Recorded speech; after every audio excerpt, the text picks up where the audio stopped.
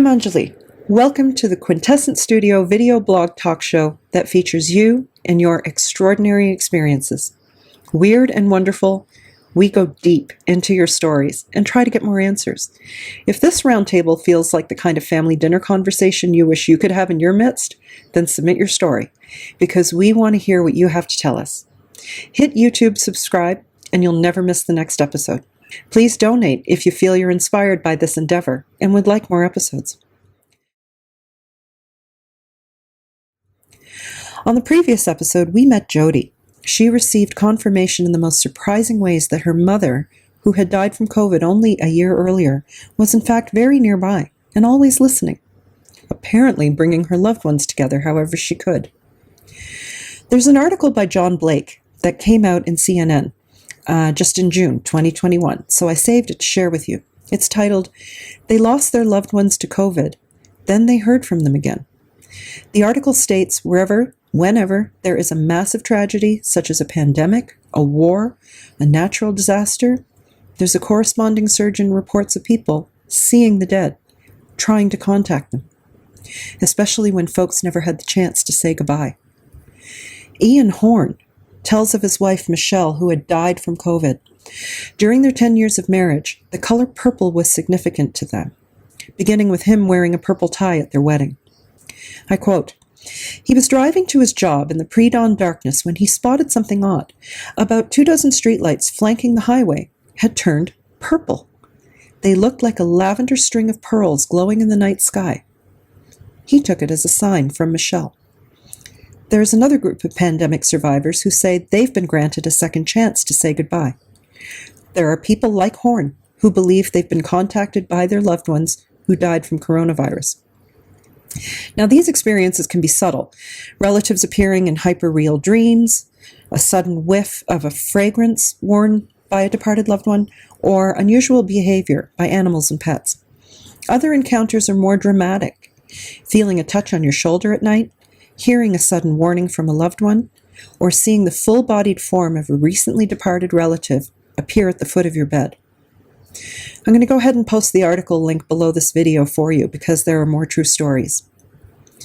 In case you did miss it, be sure to watch episode 1 for Jody's stories of after-death messages and communication and all kinds of other startling phenomenon. It's all to help us remember that our loved ones do not leave us. They do not go far, far away. They're always closer than we can imagine. Please remember this if you're grieving.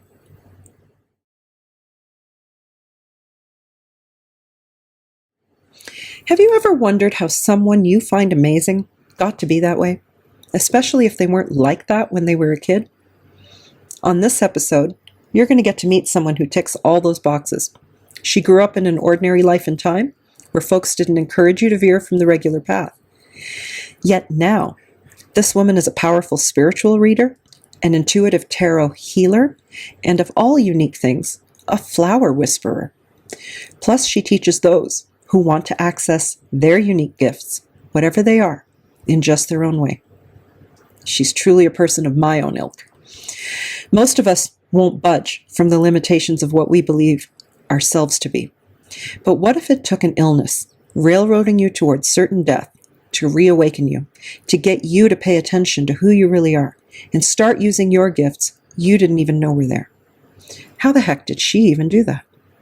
So let's find out what felt like a first-time awakening instead shocked her like a rebirth, only to have her realize that she needed only to remember to reawaken her powerful self. Maybe you won't need a life-threatening situation to get you going, to heed your calling. Let's meet Mary Street. Today we actually have a wonderful guest from California who has an experience of a transformative event that she experienced in the middle of her life that she calls a rebirth. So let's find out from Mary. We are very interested to hear about this experience that you describe as a rebirth. Please tell us as much as you feel that you can about what you experienced and everything that has happened since that extraordinary time. Okay, so that's a lot, isn't it? So it kind of started in 2005. At that time, I really didn't have a lot going on in my life. I didn't know anything about spirituality. I was raised Catholic, so pretty much what I understood about the souls was what we learned in church. And spirituality at that time to me meant religion. So when all of this happened, and primarily what happened was I got very, very ill. And I think it was because I was supposed to get on my path, which I knew nothing about. So I became extremely sick in 2004 with a stomach issue. And because of that, it kind of became a little bit convoluted because the doctor did not feel that I had an issue, although I was in and out of the hospital for about a year. So it wasn't until I actually lost 15% of my body mass, and it got to the point where I couldn't drink water. So I hadn't eaten for a while because I was not allowed to have food because they didn't know what was going on. He chose not to do exploratory surgery, and I think actually it was all part of the plan.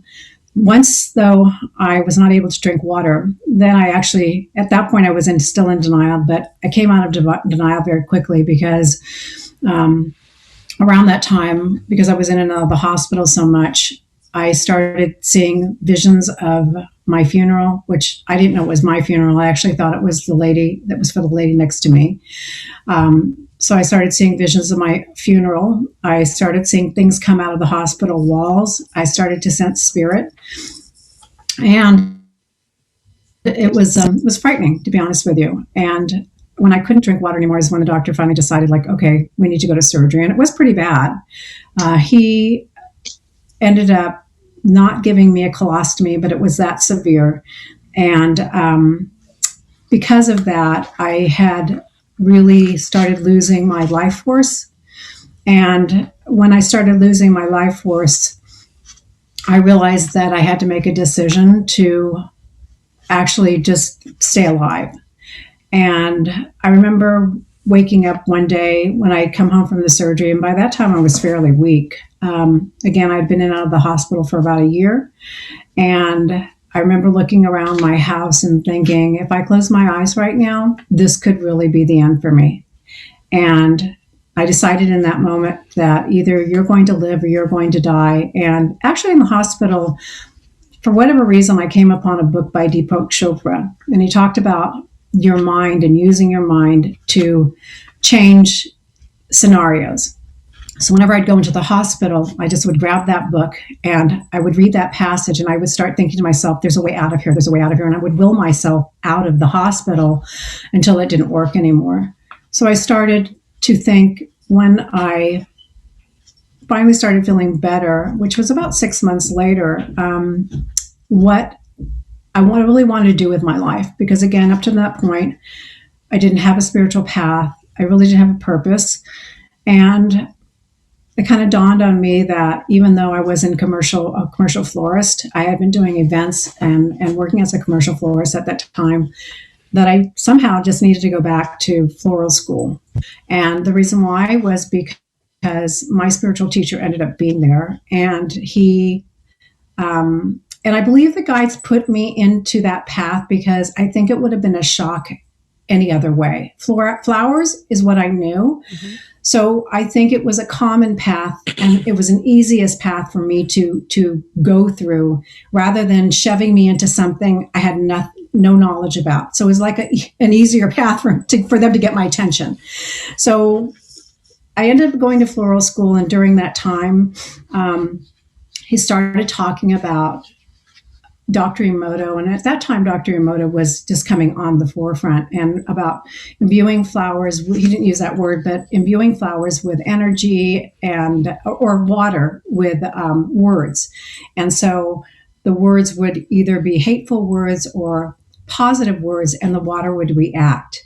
So I started thinking, because of a request from our teacher to go home and think of an idea, some product that would change the world. So I went home and I thought of the water, and I thought, well, if flowers drink water, why can we not change the energy of the flowers themselves? So the next day I ran back to school and I told him this idea, and he just looked at me shocked, like, how did you come up with that? And I said, well, you told me to do this work, so I'm thinking this is what I'm supposed to do. And so from there, I ended up working with flowers in an entirely different way. They became more of a spiritual vehicle for my clients, for me. I started hearing messages coming from a woman about what to place in the flower gardens. And at this time I was making my prototypes and what to choose for the gardens, because they were very highly personalized and it was nothing that anyone had ever been doing. And also I'd been blessing the flowers. There was a conflict for me in that because I was raised Catholic and I thought only priests could bless things. So I had a really big conflict with that. But what I realized from the flowers is that because they were energized, they held their life force for a longer period of time, and people really gravitated to the flowers. And then I came upon the book from the mother, and she had talked about messages from the flowers, and that totally gave me an interesting confirmation that I was on the right track. And then I would meet Cleve Baxter, who would be doing some scientific work with plants. And that actually, again, all of these coincidences started happening, and it set me on the trajectory of where I needed to be. And I honestly thought that that was it. I thought that that was going to be my whole life and I was just going to work with flowers. But no, the flowers, again, were the way in to the path. And so I would go to the psychic fairs thinking that that's where these flowers people should meet them. But what happened was it was a way again into the work. And as I was there showing my flowers, another psychic came up to me and he said, well, what are you doing? And I explained to him and he said, well, you're not going to be doing that. You should be doing what they do. And I said, no, that's not what I do. I don't know what they do, but it's not me. But interestingly enough, he did catch my attention. And so from that point on, I started to think about what this was and why I heard these messages from this woman, and how every time I would put a garden together, people would always remark, like, how did you know to use that color? How did you know to use this item? And I couldn't answer why I knew how to do it. I would just, it was like I would intuit the information, but I didn't have a connection to the person why. And so the gardens became more meaningful to people. And it was through that work that I started to develop my own, I would say, psychic ability started coming back. I had it as a child, but, through the teenage years, you're not interested in that. But, it was interesting. It just kind of came flooding back. And luckily so, because at that time the recession came, and unfortunately for my flowers, and I think they just weren't supposed to be with me in that way for a long period of time. Again, I think it was to develop my abilities. I started thinking about really doing this work in a serious manner, and then that's kind of where the rest of it started, and I got onto my spiritual path. Did you never feel, Mary, that you could be a psychic reader with your flowers? We work over in England. We do a particular service where somebody will bring you a flower, one that they're drawn to out of the garden or something like that, and then we will read the emanations from the flower. Yes. But that's in a pure psychic way. So I just wondered if you had actually tried that when you were drawn to people's flowers. Well, interestingly enough, I read that and I started doing psychic flower readings. And interestingly enough, one of the first people I went to for a reading, because I didn't know any of this. I wanted to go to the psychic when I was little. My mother would say, no, Catholics don't go there. So interestingly enough, I went to a meetup, and the man Richard Julish was doing flower readings. And he told me, whoever owns this flower is going to be saving lives and will be doing some sort of work. And literally, like, he was an empath, so he could feel everything that was happening. But yes, I ended up doing flower readings. But what is interesting here, as opposed to England, is they don't understand really the concept. And as much as I tried to explain it, and as much as the readings were very accurate, it still kind of didn't take. So I found that would be very interesting, but I'm laughing because I thought of that earlier. Maybe you're picking this up that I would be doing that. But at that time, no, I didn't know what a reading was. I didn't have a teacher, so I didn't know what tarot cards were. I was a no tools reader before I started reading the tarot. And the only reason why I ended up reading the tarot was because I was auditioning for the psychic lines, and they needed you to do that. But I had no clue what cards were. I didn't know any of this at all.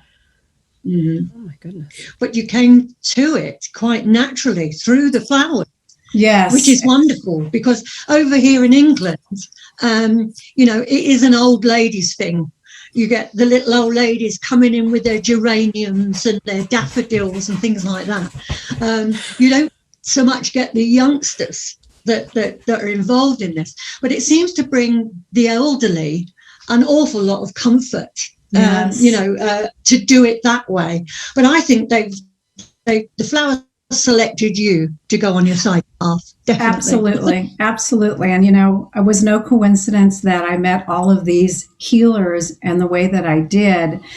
And I think sometimes, and it's kind of interesting, and maybe this for your viewers, Spirit doesn't always get us onto the path the way that we think that they will. I think that they get us onto the path the easiest and most simplest way, but it might be disguised in an interesting way. So I was very grateful, and I still have such an affinity for flowers. I love them so much, and even with spirit plants and the Deva of the plants, I still work within my processes. The agave is very sweet to me. I love her.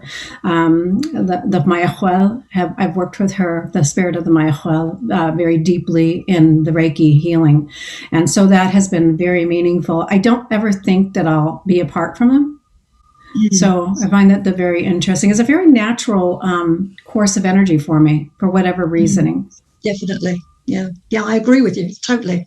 Anything smelly or pretty draws my attention straight away. It's a lovely way to learn your craft. Yes, I guess absolutely. If your husband brings you flowers, they might tell you all his secrets. Oh, what's interesting is that I don't keep flowers in my home. Interesting. I think for so many years as a florist, I kind of burnt out on it a little bit in that sense of the commercial wise. Mm-hmm. But so I tend not to read them, Mark. It's interesting when someone brings them to me, and I think maybe it's a way to keep that side of myself separate from the work, because I will always be doing the work. So in that sense of it, that's interesting. I could, but I've never really thought to do that. So that's maybe a good place. Maybe Spirit wants me to do that next time. Is there a difference between, say, flowers in a florist setting and if you're out in the countryside? What do you get from plants and flowers in their natural setting? That is so interesting, because it's the soil, it's the energy of the earth, it's the energy of spirit that's within the soil. For instance, my family is from Hawaii, and so the interesting thing about taking plants from that environment is that we don't over harvest. We've always felt that, the motto of Hawaii is it's steeped in righteousness. So the life of the land is steeped in righteousness. If you look at the actually Hawaiian motto, and what that means to me is that you take what you need, but you leave what is needed for others, and in a sharing experience, and not over harvesting the plant. It's very interesting in looking at ayahuasca from different environments, or the Hawaiian plants, or the plants that are here, is, to me, I think it's environment, the soil for one, and also again that the Deva of the flower. This is, I believe, the communion that we have with the flowers. And when the flowers started waking up, when I would wake them up with blessings or prayer, you could literally see the flower shake at the time when they were accepting the message. And what I knew from hearing from clients was that they would take care of these flowers because they were in boxes that were that disguised the flowers. So no one even knew they were gardens until you opened it up. Then it came with a deep personalization, but they'd always say, there's just something about those flowers. And I knew what the something was. And I actually explained it to them, but I don't think they understood in a meaningful, maybe they did in a meaningful, deep way, maybe not entirely, what that was. But I do believe, like you would ask, that whatever environment they come from, that has really something deeply to do with that flower and that plant. So I think you can't really separate that. And each plant, if you've worked with flowers or herbs, anything, all things have their own particular energy. So it's kind of interesting when you think of spirit plants and how they choose you. I would have never chosen yucca. That was not my favorite plant at all on the place of the planet. But then yucca came to me, and that was my spirit plant. So I was totally surprised. Okay. But when you start to work with them, it is a fascinating experience, and the messages are just so profound. I find with the Akashic healing as well, the nature of Akashic healing does not necessarily go directly to a person's conscious awareness in a way that they're going to receive in a conscious, logical framework. And yet the healing still takes place. Absolutely. And I think they receive what they need to on the level they need to receive it on. Yes. As I think as open as they are, and as open as we are receptive to working with all energies, I think everything kind of transcends it. Would you, for the benefit of our viewers, help all of us understand what a deva is and how different flowers can have different devas? Sure. So for me, a deva is the spirit of the flower. So it is innate. I think all things have a spirit. All things. And I'm one of those that's very sentimental. When I'm finished with something, I just actually hate to throw it out. I don't care what it is. I do have an innate thing with it. So, because I always say, thank you for your service, or, but a deva flower to me is the energetic spirit of the flower. It would be like its own, I want to say almost a spirit guide. Maybe that's not the right word for it, but it's like the guardian, the consciousness of the flower. Like the mother would talk about, and that's a list. What did I say? I wanted to, Mira Alfasa. She would talk about the consciousness of the flower. And when I started reading her work, I didn't really understand what she was talking about. But the more that you're in tune with it, there is a consciousness within the flower that you will give message. If you sit long enough with it and you're open, as she says, and it really is true, to what the flower can bring forward, that it is a deeper connection with the plant. So that's what I believe is happening. Each flower, like every individual, has its own spirit. Even if it's from the same genus, even if it's, from the same bunch, every one of them has a message. When you work with the flowers and you're reading them, the interesting thing is the stems tell you one tale and the petals tell you something else. And the way that the stem is shaped or moving, and the way that the flowers they're facing up or down, there is a lot of energy within reading that flower or the plant. And, so in their own way, in their own right, they have their own personality, but each plant is very different. And like Mark was asking about the soil, like if I were to go in with a plant from Hawaii, the soil is very nutrient rich from lava. And if you believe in the goddesses and from Bele, or from where the Hawaiian Islands originated from, then that has a very steeped spirituality. So if you go to the islands, I believe the islands the islands choose you. You don't choose an island. You go there and they choose you. It's like really that, right? But the energy of the plants are much different there, and if you sit with them, you can, pick up entirely different nuances, vibrations, energetic frequencies from them. They will lead you, guide you, scold you in their own way to help you, make you understand. But what I've found is the messages are very, very profound. For thousands of years, the Chinese used to consult the lotus flower for everything. Yes. You know, whether it's going to be a good day, bad day, rainy day, sunny day. So it's a concept that's been around for thousands of years, and it's ever so natural. It's lovely. Yes, absolutely. I'm a big fan of trees, and I've noticed in the last couple of years that there's a lot of natural ancient forests here. I'm in Ireland. Okay. And there's a lot of tree farms as well. And when you're in the tree farms, you've got a completely different energy than when you're in the natural ancient forests. And it's almost like the birds sound different if they're there at all.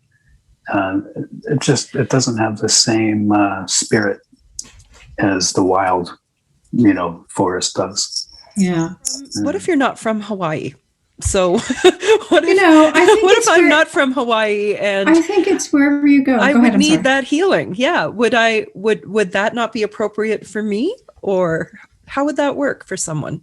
I think flowers are for every plant, every flower, anything, stones, anything that you want to work is absolutely appropriate for anyone, whether you're working with lunation, whether you're working with, stones. I actually create frequencies for things that I cannot have. So if I cannot go to the islands to get something, and there's a plant that I really want to work with to help with clients, I will create a numerical frequency. That's something that started to happen to me, I'd say, maybe 5 years ago, where I was able to I call it source energy codes. I don't know what else to call it. I started to receive a number that attuned me to the frequency of numbers. So what I need now, I just will create a number frequency for it. There are a few people in the world that do this innately. One is Floyd Mears, and the other is Grabovoi, and he's very popular. He's a Russian. He's had some difficulty with it, only for whatever reason. And honestly, it's hard for me to say that one truth is the real truth and one is not. We are able to intuit numbers that equal the source of the plant. Then I'm able to use that number in place of the plant. And I don't feel, honestly, or anything that I want. If I can't get a gemstone, if I can't get something, I will just create a number for it, a number frequency for it. That's very interesting, because Royal Rife, who was the creator of the Rife frequency, right? The Rife frequency machine. It's called radionics. Yeah, radionics. It's called radionics. And so this is a natural version of radionics, I think, is what you're describing. Yeah, and I think he was from San Diego. Actually, I came upon his work as well. Yes. It's a little different than, I think it's all just frequency. So if we're working with color, numbers, whatever it is, it's just a frequency source. Everything is vibration. Right. Yeah, absolutely. And his work is fascinating. Absolutely. And so is yours. Oh, thank you. So is yours. Absolutely fascinating. You had also mentioned to me at one point feeling the need to commune with the Council of Elders in the fifth dimension, in the Akashic dimension. You had a very important question about the course of your life. Would you be willing to talk a little bit about that too? Sure. Well, I can't remember exactly when I did this, but it must have been after the rebirthing, because I would not have known what to ask, and it had to be because my spirit guide, Tiana, actually had to go to council for me. Sylvia Brown, actually, after I had this experience, I thought, honestly, I must be crazy, because it was such an unusual experience, and I didn't have verification of it, that it occurred. And so I don't remember exactly why I wanted to change the course of my life. Obviously, something not working. That was not working. So I thought, get a new life, right? Okay, that should or that resolve surgery. it, right? Yeah, that surgery sent a message, but it didn't come with answers. Yeah, well, yeah. So I thought, I would just like to shift it. But when this occurs, it's a larger domino effect than what we realize. And counsel is not so willing and able to shift someone's soul blueprint, because it will shift in a domino effect everything else, the trajectory of everyone's life. Mm-hmm. And so because of that, Tiana said, well, I will have to go to counsel for you. You cannot go. So I remember going on an astral travel with her, which I don't normally do. That's not something that honestly I'm really into. But I do remember her taking me, and we went to this place, and all I remember was seeing their blue feet. They had blue boots on. That's the only thing that I could see. That was all that they showed me. And she said, you have to wait here, and I will go to counsel, and I will plead your case and ask them if this is something that they would consider. Mm-hmm. And then we were gone so long that right when she came out, she said, we have to go back. We've been out so long from your body that you have to come back right now. So then we came back. But again, I never knew if they approved that or not. And I know since our discussion, you're saying that I did not change. Right. I did not shift or change. Exactly. So I went ahead, and on your behalf, I went ahead and I asked, because as an Akashic practitioner, I also have to do that work, presenting, making a case, if you will, to the Council of Elders for very difficult situations, and in some cases where things have been a little bit on the intractable side. And it is very much as you described, and as Sylvia Brown described. We ourselves are not allowed to go and present ourselves to counsel. It's just not done. So therefore, there must be an advocate, an intermediary who has that kind of advocacy power to be able to do that. So in your case, it was your spirit guide, Tiana, likely also your two supervisory angels, were very much a part of that process as well. And so when I have to do anything like this, again, I go right to the angelic realm, because if any higher realm being has the power to face Council of Elders, it's definitely going to be from the angelic realm. Right. So because the Council of Elders operates under the purview and command of the angelic realm. So that being said, I went ahead, and on your behalf, I did ask what took place at that meeting. And the information that I received back was that there was absolutely no need to alter your spiritual blueprint. Your spiritual blueprint is whole, perfect, and complete as it is. The life that you return to following your surgery and since that time of petition is exactly the same life pathway as which you incarnated with at your time of birth. So as it was said at that time, I think what probably came from that meeting was you received or were reminded of your innate divine power to change the course of earthly life. And it is abundantly clear that you have done it time and time and time again in all the correct steps as it unfolded organically and naturally to you was exactly what and all that needed to happen. We have those powers here on earth. We actually uphold through our own power in the third dimension any changes to be affected in the third dimension. So thank you. The power comes back to us. So yay for you. Yay for you. Yeah, that was a nice closure, because honestly, I had not, you always have a sense that, but then since you're in the soup, I call it, you're too close to the mix. Yes. You don't, that's the same way. It's kind of hard to read for yourself sometimes when you have a attachment to an outcome. Yes. So it's nice. Thank you so much for that. I appreciate that. Happy to learn it. Happy to learn it with you. Yes. Thank you. Yeah. Isn't it funny how you can get all sorts of information for other people, but it's not that easy when you're doing it for yourself. We all have our blind spots. I can see his blind spot. He can see my blind spot, but I can't see my own.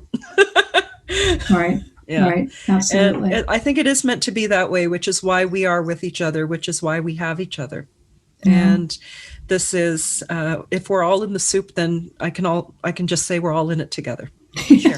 I would like to ask you, Mary, what made you transcend from your flowers, your gardens, and that, and go into the tarot, which you said about numbers, which are a culmination of a multitude of numbers that relate everything to us. How did you transform from that to doing the tarot in a psychic way? So originally, the psychic ability started to open with the flowers. And so then what happened was I didn't have a teacher, so I didn't understand really what was going on. So I was doing that for a while, and I was reading without tools, just psychically pulling information. The tarot came in later when I had to learn it overnight. Okay, so I was very curious about becoming a professional reader, and I would go to the psychic fair again and ask. And one practitioner said, you need to go work on the psychic lines. This is how you're going to get better. And I said, okay. And, not knowing anything, maybe naivety is a good thing, maybe not. I decided to try out for a bunch of different lines. And in that, they asked me if I read the tarot or cards. And I didn't know what cards were. The man literally had to say, tarot cards, do you have any? And I remember my mother-in-law had a deck of cards because I found them when I was clearing a house out. Right. And I said, I do have them. He said, well, do you know where they are? And I said, well, I think I do. He said, go get them because you're going to do a reading right now with me. So I ended up doing that for him and passed. But the next line, I didn't know any better, and I did a Celtic cross. So, I didn't know what I was doing. So what I ended up doing was, sounds so silly, but it actually worked. I took one of those big posters, right? The white posters, and I drew where everything should be going. And I made little notes. And as I did the reading for the people, the interviewers, I would put the card there and just kind of read the sections, and I had it all laid out on the 12 sections of the Celtic cross, and that's how I would pass the interview, because I didn't know you shouldn't be doing Celtic crosses, for interviews or any of that. What was interesting though with the tarot is because I had trained to be no tools, it actually became very easy for me because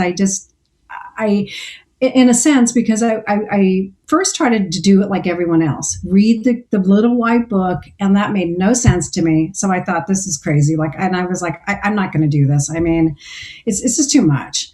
But then as I started kind of thought, okay, well, there is something to this because it is intriguing. I just thought, well, I learned a few keywords, and then all of a sudden the intuition just took over. And so it for me, I feel like I was I did it in the right way for me, because I think the issue with the tarot for many students that I see is they're more linear side. So they're in the left side rather than the right side. And to me, to read the tarot, because it's all symbols and nuances in that sense, you need to sit on the intuitive side, which is the right side of the brain. Because I was already trained to do that. The cards will reveal themselves as to what they need to be. And it's not always what the keywords are or what we think the message should be. Sure. And when I trust that, it became much easier for me. And so I started to teach fully more in that way. Now the cards have evolved for me into a different way. And I kind of had always thought that everything was outside of the realm, except I want to say within the flower realm, because, and it's kind of interesting that I'm talking about it now, I'm putting it kind of together, because I was so inside the flower. When I work now with the tarot, I'm in the process rather than outside the process looking in, because I'm working with it somatically. What I learned from hypnosis and working through NLP, doing that practical work in EFT, but especially through NLP, neuro-linguistic programming, is that my clients, my behavioral clients, my coaching clients would respond when I did work with them in a somatic way, using their body and their feelings and their emotions, and really physically being included in the work. And I saw such a great response with it, because they literally were touching their future, or they would be touching the energy of what was. And that was all right side.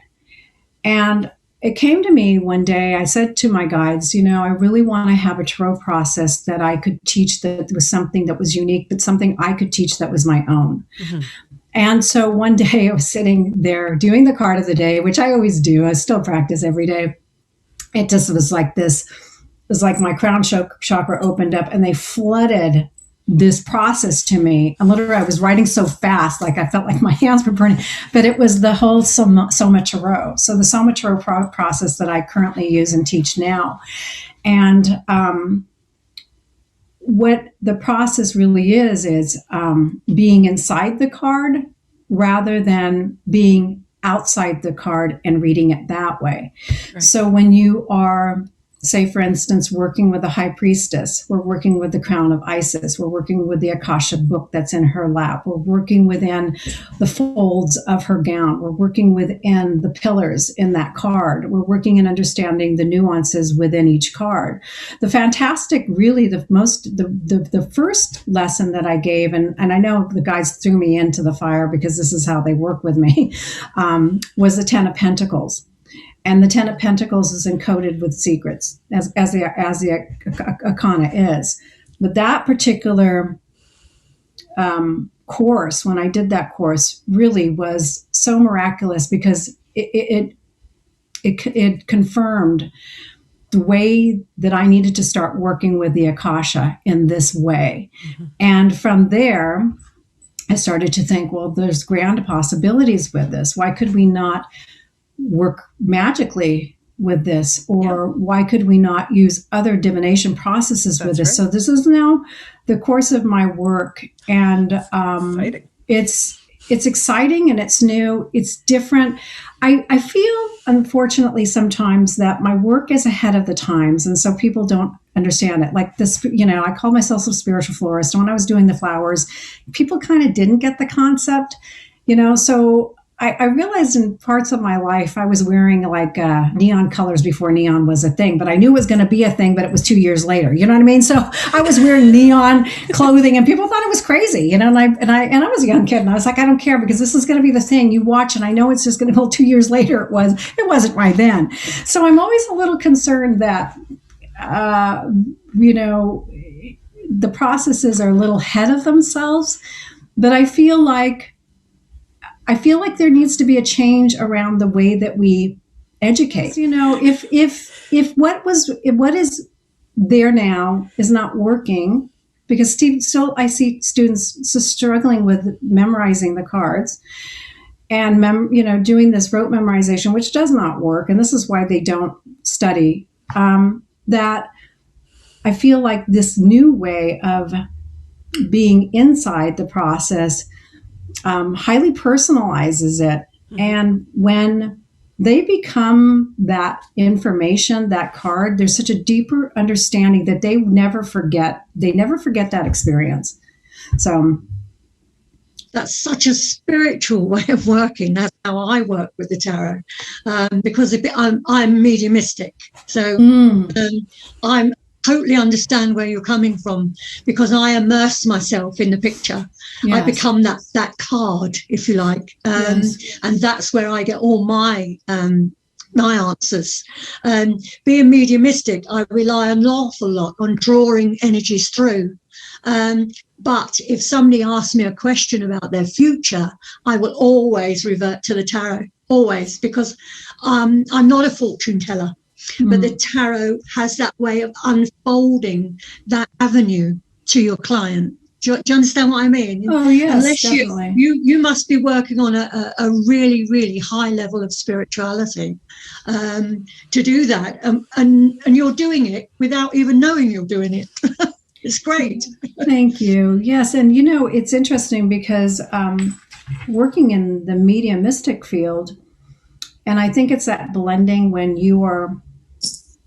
spirit takes over your energy, and I don't know if this happens for you, but the hair starts going on your arms. Yes. And you're looking out their eyes, but it's not your eyes, it's their eyes. And you're seeing the last maybe minutes of their life, or I don't know. It's just in that part of it, spirit is communicating in such a naturally wonderful way.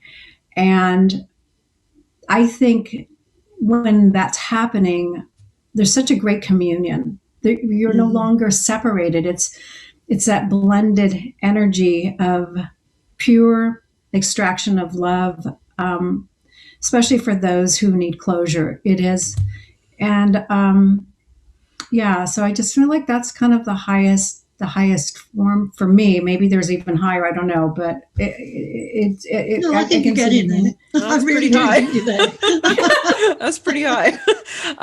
Ultimately, it's the human being, it's the soul, it's the spirit of the human being that is the tool. And even then, it gets to the point where the tool and the creator don't separate. Yeah. And I feel that's where we're aiming for. So God bless our cards, God bless the pendulum, God bless all of these things. But let's not forget that it is the spirit inside of us. Within, definitely within us. That is one and the same for the creator. So we are both tool and, so that's, I think, where we're all aiming for. And I want to come back to something so important that you said at the beginning. Maybe the messages are so much simpler and they come through in such a simple way that we don't expect. Yeah. Like the flowers. And I think what's interesting is the world is waking up. Whenever people come back in, I always say you're just going through a reawakening. It's just a reawakening of what we know through past lifetimes, through soul lifetimes. I feel like when I work with people, they're not people. I feel like it's just direct communication with the soul. We're all awakening, in this time, and awakening at a really high rate and speed. So I find it kind of fascinating. I do believe that the millennials and the Gen Zs are the new awakening, they are the new mindset to come. And I will be interested to see what they bring to the table. They've already bringing so much. So it's very interesting. But it's clear you've also been that. I've got one upstairs, and it's not easy to keep up with. Yeah, that's right. Yeah. And you certainly have, Mark. Definitely. It's somebody has to take the steps. Somebody has to take some steps first. And it seems that even without you knowing you've done it, you've done it. Well, I feel blessed. That's their job. We're placed here in a position. We're like children, really. That's how they treat us, like infants, and we come to the table open, and they will fill us with whatever we need. Whatever we need, they will grant us. But you have to want it first. You have to go there, and you have to be at the table in order for them to bestow it upon you. I feel very privileged to have had my life where I've gone and what I've done. I think, like Mary, if you reach one person on the earth plane and you give them a significant message, then your job's done. Absolutely. That's it. You've fulfilled what destiny wanted for you. Mary, how can viewers and friends who've gotten to know you today contact you and reach you? Through my website, and it's my name, Mary, Mery Street. It's real simple. So they can reach me there. And marystreet.com. Yes, and I will be opening my school, my academy. So it'll be the Psychic Mediumship Tarot Training Academy classes. I've taught over 300 classes since 2014 in more of the traditional sense.